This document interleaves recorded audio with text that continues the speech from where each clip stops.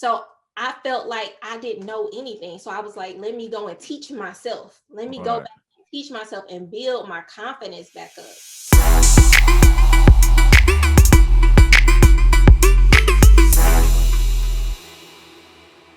Peace, family. Will Roundtree here on the Full-Time CEO podcast, The Shit They Don't Tell You, where I interview influential individuals, icons, legends, moguls, businessmen, businesswomen, and everything in between.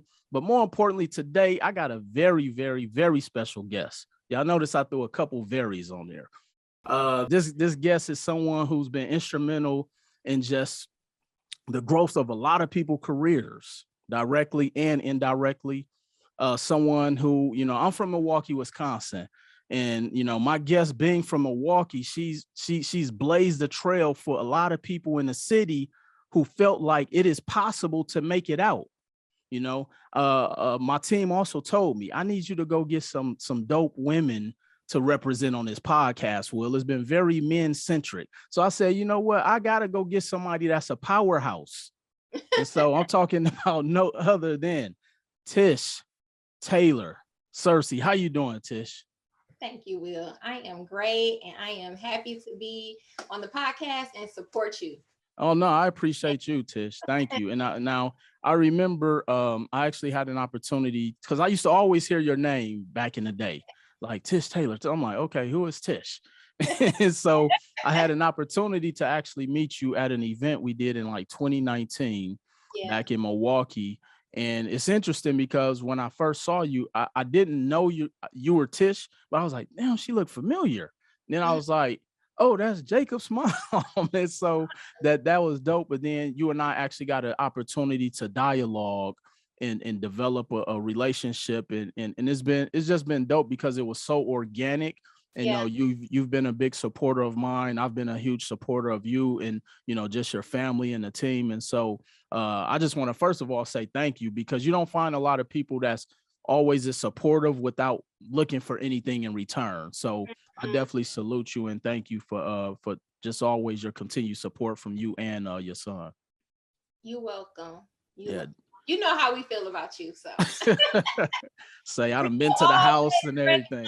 Real always. I am a big person on energy, you know that, and right.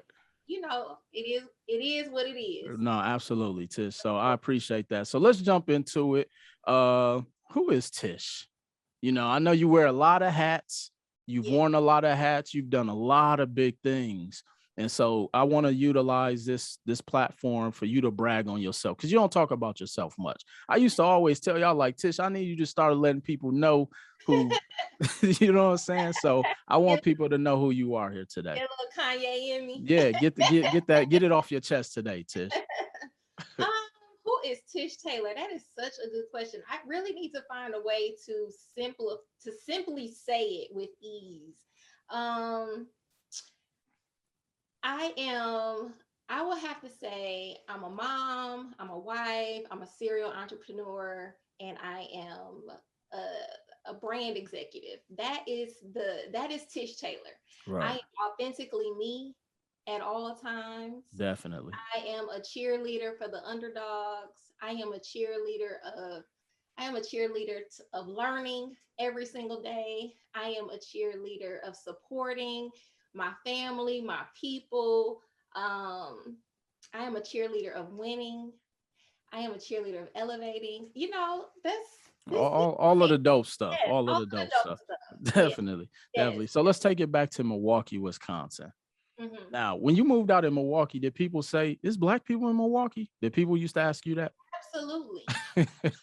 Absolutely. I went to college in Chicago and everybody thought I was like from Atlanta or Alabama or Mississippi. Right. They're like, you country. I'm like, from Milwaukee. And they're like, where you get this accent from? In Chicago. And I'm like, y'all the ones country here. So, but yeah, no one could have imagined Black people in Milwaukee. And I'm like, first of all, we lit.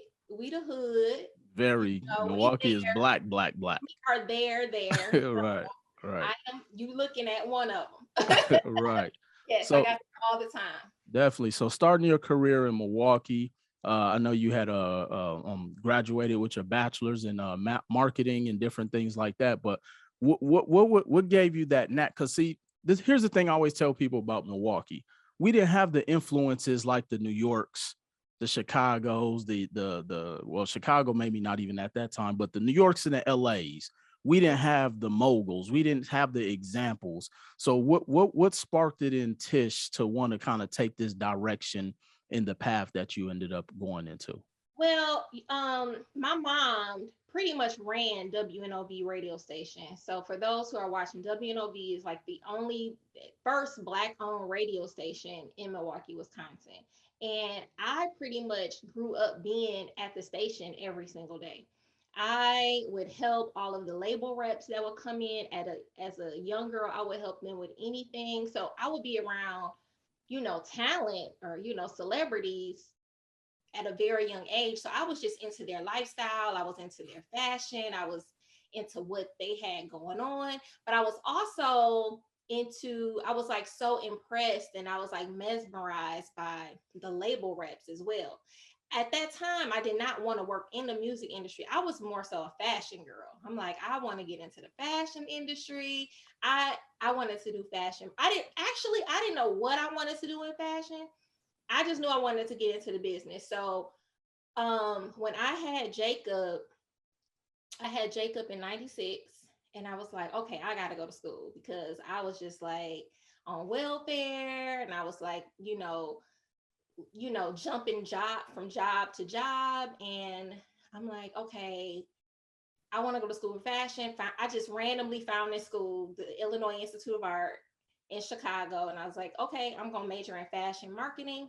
I was fascinated a little bit by marketing why I don't know, but I knew I wanted to focus on fashion as well. So I kind of like got both of them. You know what I'm saying? I got, the business of marketing, and then I got the business of fashion as well. While I was at school, I was working retail in Chicago, and I realized I'm gonna push somebody. Working retail is, can be difficult dealing with people who just got an attitude every single day, don't want to bother. And I'm like, maybe this ain't for me. Right. So from there, I pivoted. I was still going to school for fashion, but I started interning for the label reps because all of the big music distribution companies had offices in Chicago back then in the late 90s, early 2000s. They had offices. Warner had an office, Sony had an office, Universal had an office. And I would intern for everybody that I knew. And so that's how I made my way into the music industry. Wow. So you started off as an intern. Yep. Wow. And here's the thing, because even with me owning several companies, people don't want to intern no more. They want to be the vice president of the company day two. Yeah, you do have to really vet those people. Yes. Right. And pay right. And pay your dues. Like you don't even know enough on how to deal with people, the relationships. Because here's the thing that I've learned. Like, it's one thing to know your job, but it's another thing to know how to deal with the intangible things, people, how to deal with processes, how to deal with procedures, and all of these things. And sometimes these are things that only experience can give you. And so people have to sometimes go through that internship, and it may be paid, it may be unpaid. But the thing is, you want to take the lessons to make you better in that particular industry and field and dealing with people. 100%. And during that time, while I was interning for, for reps, I wasn't making money. They may have gave me a little gas money here and there. And then there was an opening for a college rep in the Sony office. And so I applied to be a Sony college rep, and I only got $65 a week. I got $65 a week. But that's what helped me to be here today. You know what I mean? Right. Like really learning. I really took it as I owned it. You know what I mean? Right. I really owned that time, you know what I mean, to learn everything, to build relationships. So you're right. Like you gotta be hungry for it. Yeah. Now, Really gotta be hungry for it. two things you said that stood out to me, Tish. The first one is that in '96 you had Jacob, and you were like, I got to do something different with my life. Yeah. A lot of people use that as an excuse on why they shouldn't do something. They're like, Hmm. oh, I'm a single mother, I'm a single dad, or whatever the case may be. And they just say, you know what, I'll just figure it out. You were like, no, this is my motivation. And so Hmm. that's the first thing that I want to touch on. And the second thing, I personally think sometimes when you give somebody everything up front, you have nothing to work for. So the Yeah. fact that they paid you $65 a week, it forced you to be great so you can strive for more. Just Hmm. imagine if they was giving you 6,500 a month back Yeah. in that time. You probably wouldn't be the Tish Taylor you are today. So Yeah. sometimes that tough love, as I often talk about, is definitely needed. So you're this college rep within Sony. What happens from that point to transgression you to where you are today? From that point, I was actually hired. I was hired. I was offered my first full time job back in Milwaukee, or for Mm. I had they offered me to represent the state of Wisconsin. I really did not want to go back to Milwaukee. I was like, okay, after I graduate, me and my son gonna live in Chicago. That's Right. what I thought. And so 3 weeks before my graduation, I was offered to go back to Milwaukee and do all of the marketing for the state of Wisconsin. Mm. But that was my first full time job with benefits and everything. It was Right. lit. I was able to work out my house too. Right. So did a lot of the artists and up and coming artists and aspiring artists in Milwaukee come to you as the plug? Yes, immediately. Everybody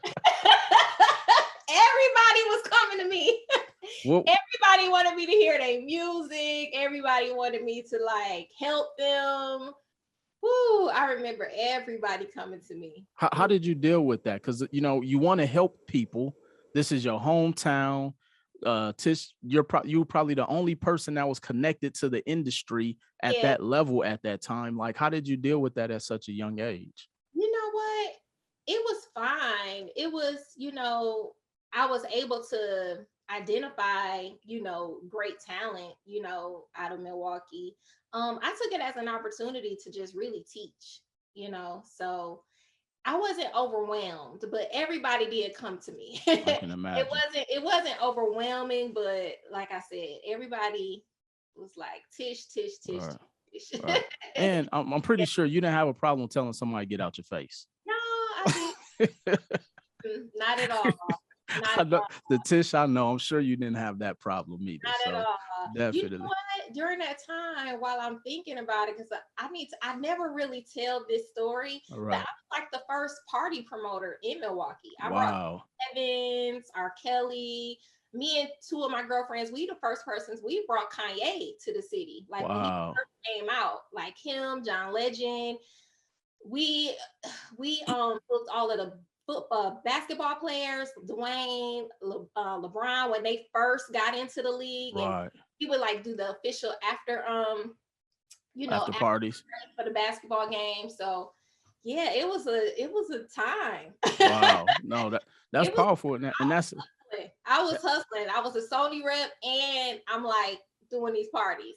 right. And that in women promoters, that's not common.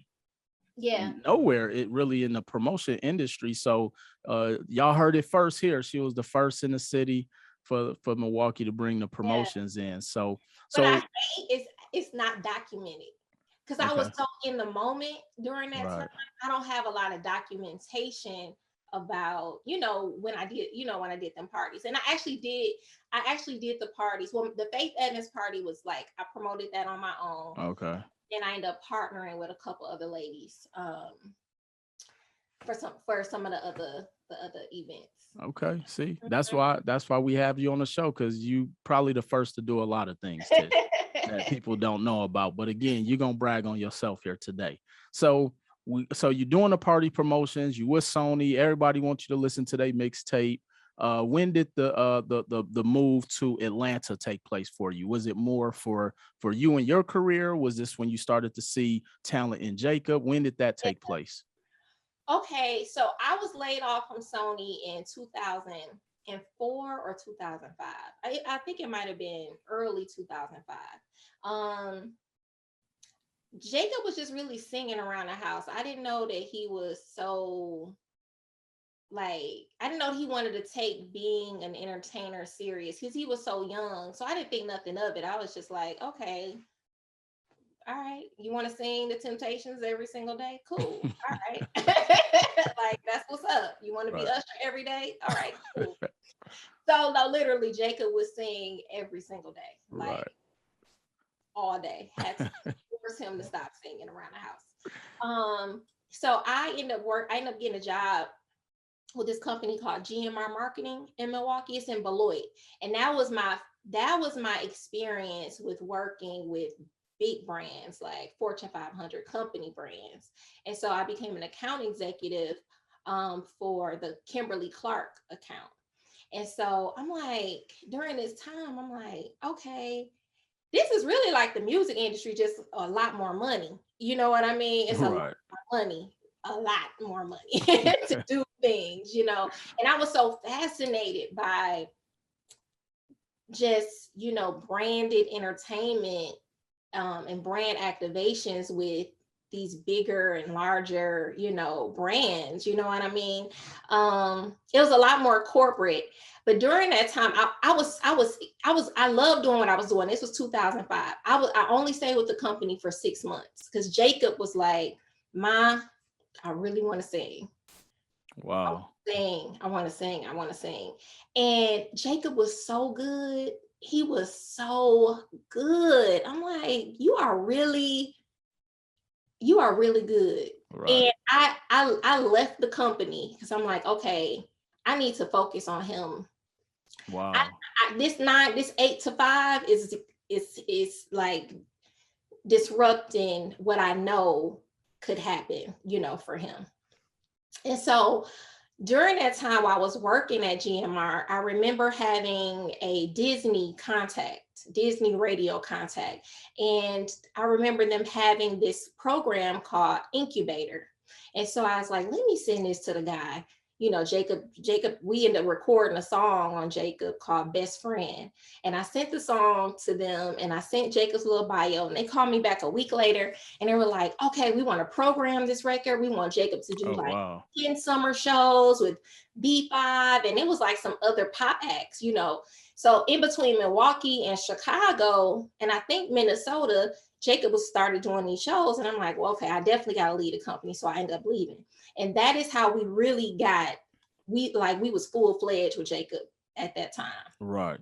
2005, 2006, it was like, okay, I got to find me some independent work. I can't work a real 9 to 5. Right. So we pushed Jacob between 2005 until the summer of 2007.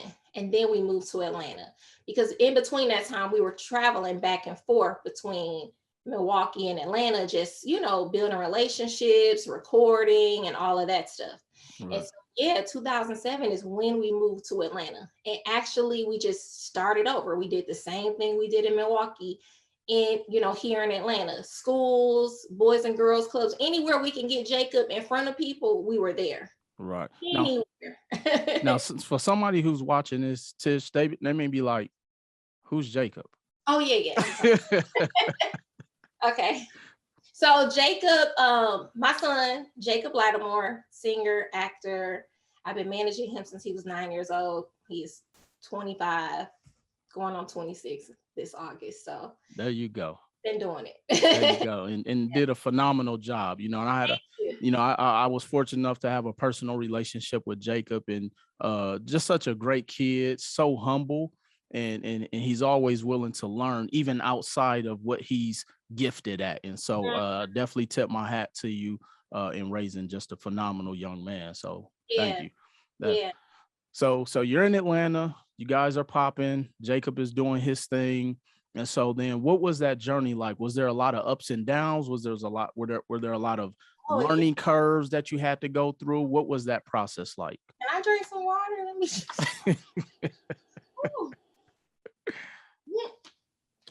Yes. Moving to Atlanta was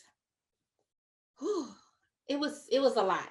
It was a lot. I mean, when I say grinded it out, I mean, it was a grind. It was Right. a real grind for us. We have paid our dues. So 2007, moving to Atlanta. Um, it's like me, Jacob dad ended up moving down. Me and Jacob dad, we weren't even together. We in the same house with his wife. We are believing in Jacob. Right. Okay. It's Cersei, who is now my husband. It's some other guys from Milwaukee, Earl and E. We all in this house, like Wow. figuring it out. I mean, but I would say for at least 2 years, we figuring it out. And everybody is Team Jacob. Everybody in the house, Team Jacob. We recording Jacob.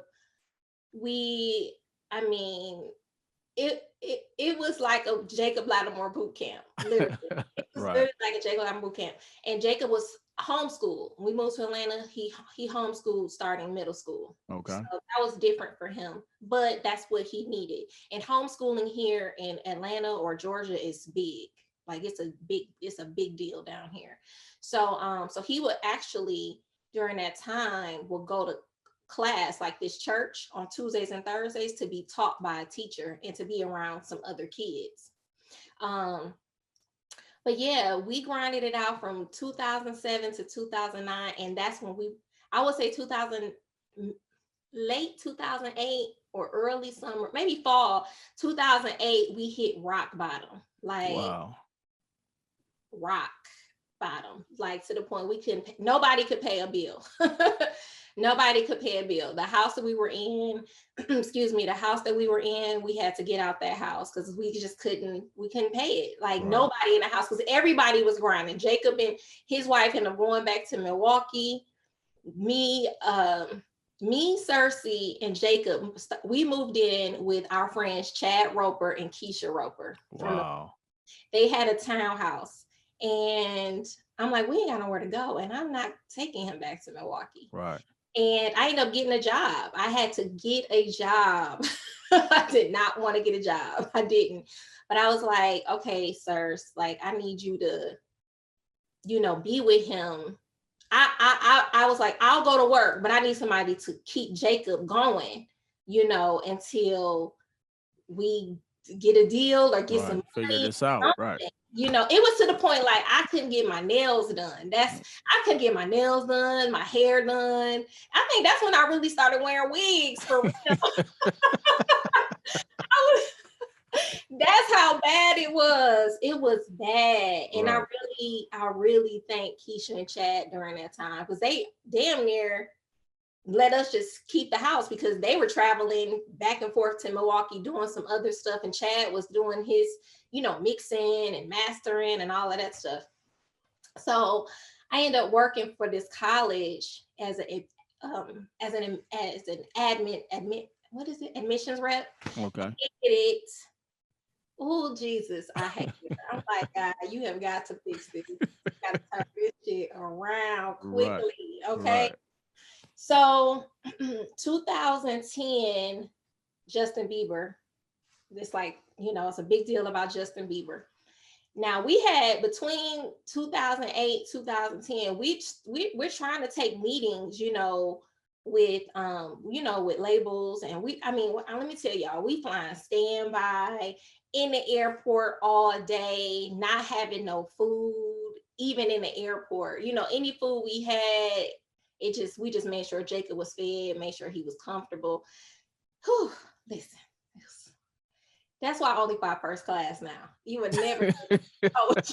I wish you would say, oh, let me get you a ticket, coach. I wish you would. Never again. That's another story. Right. So Justin Bieber gets this deal. Everybody's talking about Justin Bieber. That's when all the record labels call us back. We want to sign Jacob. So we got to follow. Wow. We got to follow. Y'all didn't want to be a leader. We got to follow. So I remember one label calling us and we had to get Jacob to New York. They weren't trying to fly us there. So we had no money to fly. I couldn't even get I couldn't get nothing. Like all the money that I was making as an admissions rep was just literally going to make sure the bills were paid. Because we ended up finding another place. Once I became an admissions rep, we probably left Chad and Keisha's house maybe 2 months after that, 2 or 3 months after that. So all the money we had was going to, just the bills. Jacob is not aware of like how we struggling. Oh wow. Like, he's not aware. Jacob think it's lit. Like he's good, If he was going through anything or knew anything, I was not aware. Right. And I remember calling one of my girlfriends, her name is Dewana. She was actually her daughter was actually dancing for Jacob. And I was like, girl, I need $50 for a standby ticket. And she gave it to me. I had called several people. Several people were like, I'm gonna give it to you. I got it. Especially, listen, don't be around here acting like you balling. Like got it. And you really don't. To this day, I don't talk to them people. Wow. First of all, don't do me like that. Absolutely. And second of all, don't do my son like that. Right. Don't do my kid like that. If you call me and you tell me your kid is hungry, guess what I'm doing? I might not want to feed you, but I'm going to feed your kids. Definitely. So I just felt like, okay, you don't care about my son. That's how I felt. Right. Anyway, so I called my girlfriend. I was like, I need a ticket for Jacob. And mind you, Cersei broke too. we are broke. Right. So she gave me the standby ticket, and Jacob went to New York. He met with Epic. He met with Jive. And it was like, we needed to make a decision between Epic and Jive. And then I would say like 30 days later, we decided to go with Jive. Right. So what kept you guys going? Because I know a lot of times you meet people in those predicaments and they're like, all right, guys, I guess this isn't it. We got to do something different. But throughout all of that, and this is one of the things I often say, people always say, what is it about Milwaukee? And I'm like, I think Milwaukee just breeds a certain grit inside of you, and so what was it that kept you going? Was it, your upbringing? Was it your family, your friends, your support group, Jacob, Search? Like, what was it that kept Tish going?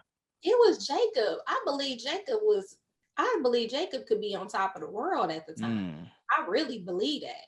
And there was nothing that could make me not believe it. It was nothing that could make me not believe that.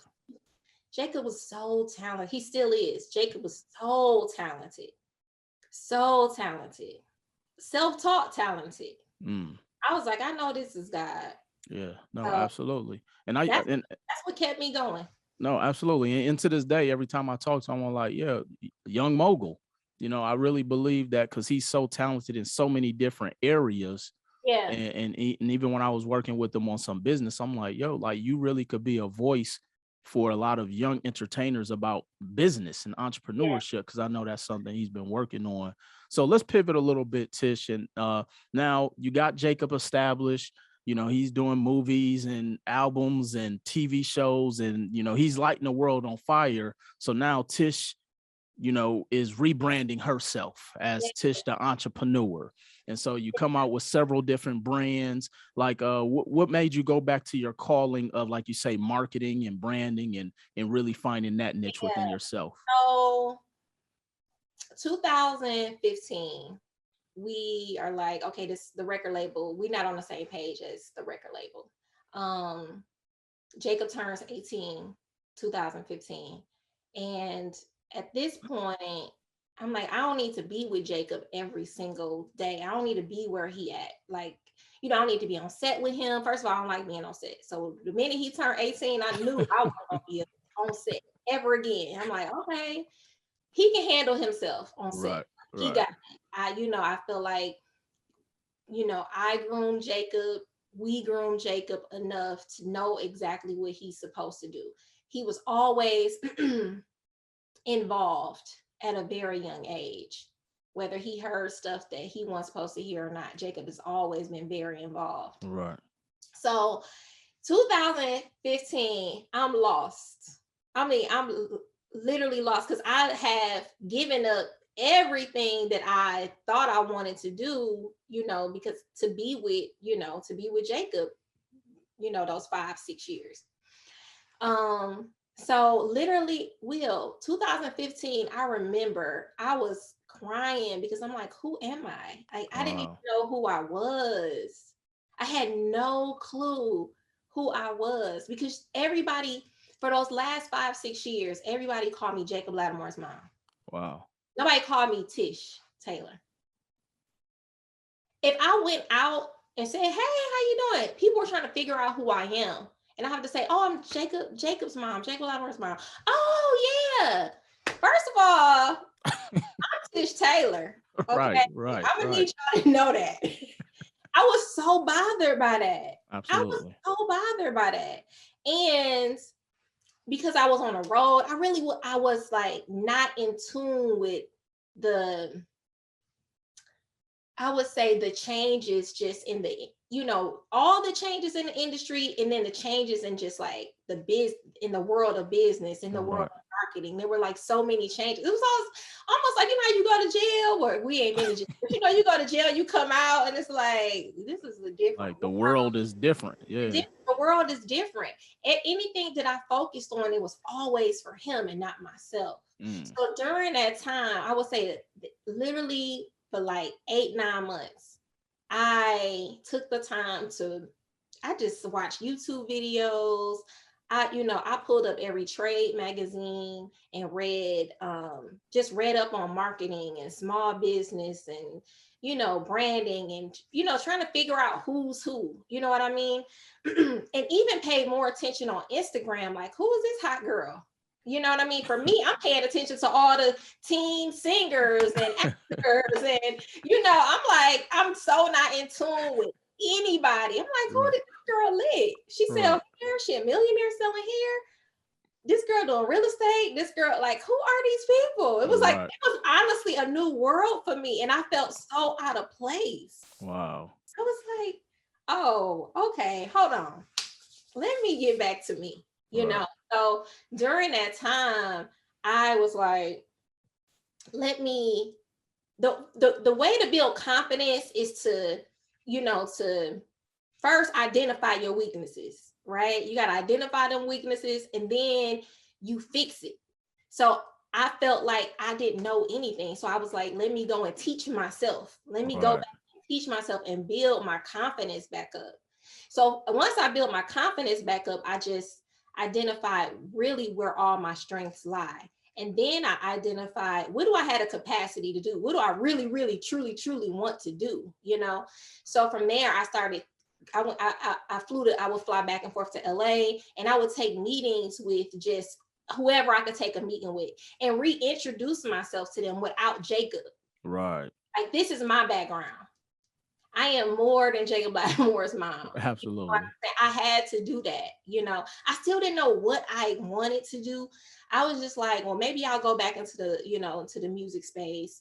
Maybe I'll, go back into, the consumer brand space. I really wasn't sure at that time. I was just like, let me just see what's out there. Let me see who out there. Let me just build my confidence up in myself, Absolutely.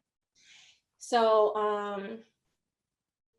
then I would say it took a minute for me to find like real work. It took a minute because I was still just figuring me out. The good thing, I had some money saved. That was a plus. Right. And that's when I got the call that TIG, Think It's a Game Records, was looking for, project manager, marketing director, brand partnership person. And so that's when I started working at TIG. That was like my way back in. Right. After, during that reintroducing Tish Taylor. Absolutely. Reintroducing myself. Yeah. Right. Yeah.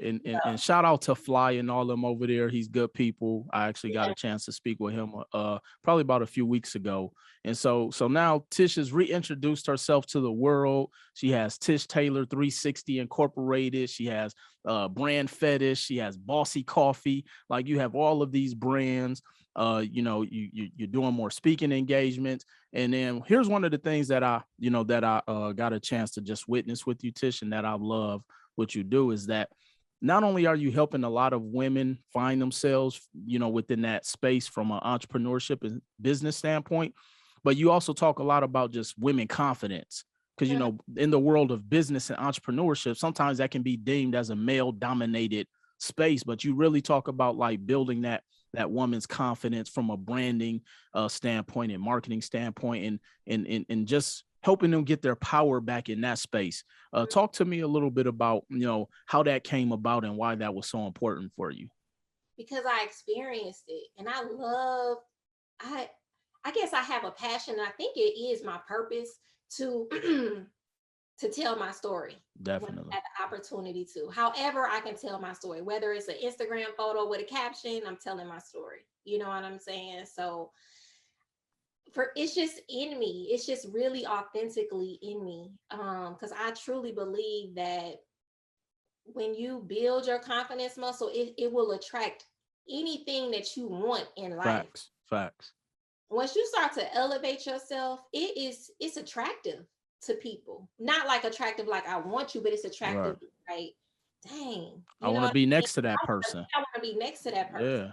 Because I saw it firsthand. I saw it firsthand. I was like,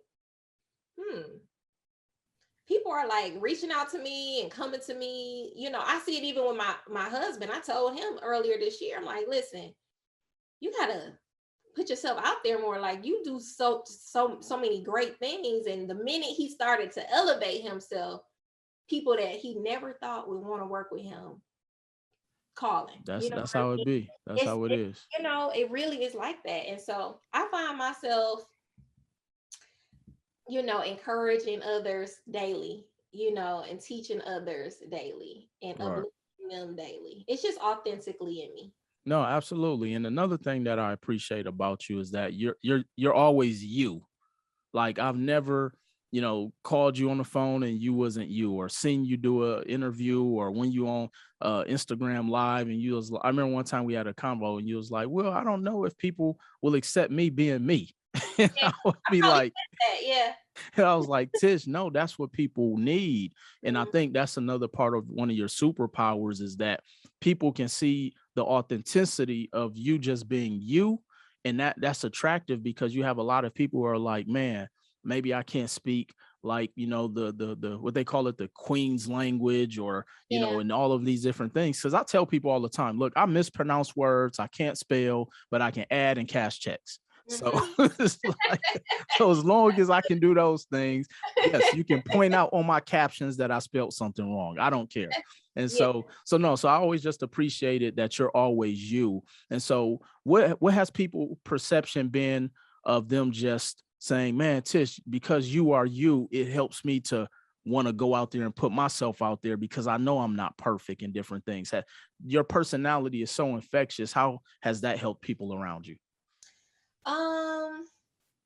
You know what? It has just, for me, for my people, it's just really elevated their confidence. Right. It has eliminated some fears that they have had, some fears. And people really just don't know how to, what it is? A lot of people know how to help others, but they don't know how to help themselves. They get stuck helping themselves. I had a conversation yesterday with a girlfriend who's a big, she's a music video director, big music video producer. And we were on the phone for 59 minutes yesterday. Me drilling some stuff into her and guiding her and giving her clarity. You know what I mean? So yeah, I don't know. I'm just a ball of, confidence energy out here. Right. You know what I'm saying? Right. So I don't know what it is, I really don't. But like you say, you trained that muscle in you to rebuild your confidence, and then you have that muscle memory. But as you were talking about your girlfriend, it gave me a thought. This is why having relationships with people are important, because sometimes we need people to remind us who we are. No Yeah, matter how great we may be, we all go through things. yeah, And sometimes we need that somebody who in our corner and be like, look, Tish, you got this shit. yeah, You know what I'm yeah. saying? Reminder for sure. Definitely, definitely. Absolutely. Absolutely. And yeah, she was like, thank you so much. And you know what? A lot of people are, you know, they scared to express themselves Very to true. others, you know, when they feel, you know, insecure or not sure about themselves or a certain direction they should go in. And so, you know, I'm glad that I am someone that people feel comfortable coming to, you know. I mean, I really truly do have an open door. It's like, Right. Well, because you have to be vulnerable with somebody. And again, on the outside looking in, people may see you or whoever it may be as this person way up here. And now you have to be completely vulnerable with somebody who you trust, or yeah, you got to even find somebody that you trust and say, look, I don't think I'm at my best right now. yeah, And sometimes it's just having that reassurance, because we use our battery to give so many other people energy mhm, that is sometimes we need to be able to get that back from people. for sure. And another thing I tell people is fall back from social media. I think that we do a lot of indirect competition. You know what I'm saying? Mm, And that's another thing that, you know, hinders, you know, our clarity. You know what absolutely. I'm saying? And that's what I get. That's what I hear all the time. Like, Yeah. why are you so down? You know what I Yeah. mean? I'm confused. I'm confused. I'm confused. And I'm like, get off of Get off. Instagram. Yeah. I don't even scroll. A lot of times when I go online, I post, I respond, and I get off. Yeah. Yeah. Yeah. Yeah. I get off. So what's next for Tish? I know you got a lot of dope things going on. You Yeah. got you help probably just about everybody in the United States at some point, directly and indirectly. What's next for Tish? What's next for me? Well, I was just, it hasn't been publicly announced, but I do work for a record label called Cinematic Music Group. And I was just promoted to executive vice president of marketing. Congratulations. Thank you, thank you, thank you. I was prior, I was head of streaming. So I was handling all the streaming and sales and revenue for the company. So now this is different, you know, it's different for me, you know, managing a staff and just managing the operations of the, you know, entire marketing department. So so I'm doing that. I still manage Jacob under my company brand, the Brand Fetish Agency. And let me talk about Brand Fetish for a minute. Yeah, absolutely. So for me, I had to take the time, the month of January. I felt a little bit delayed, and I was like, you know, let me sit back. I need to make some changes, you know, on the entrepreneurial side. Even for me, I felt like, is what I'm doing my business model for me? Does that make sense? Like I have to Absolutely. reevaluate my business model. And I'm like, okay, do I want to do all of these DIY marketing and DIY info products? Like, is that what I want to do? Do I even have the time and the capacity to do it? You know Right. what I'm saying? So I took the time to revamp my business model in January, and I'm extremely happy about that. And I feel a lot more confident about the direction of where I'm going with it. So that's that. So I got Okay. brand agency. Good. Got that popping. Got that popping. Yes, yes, yes. So I really want to just focus on being an agency. I will do, you know, create some products, but I don't want that to be, that's not my focal point. Right. Mean, it's just not my focal point. And then for Bossy Coffee, I wanted to reevaluate the content that I was creating. So I wanted to, I'm in the process of elevating all of my content.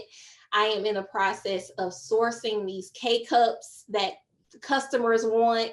And I, you know, when I launched, it was just good testing for me. Right. Great testing for me. So it's still there.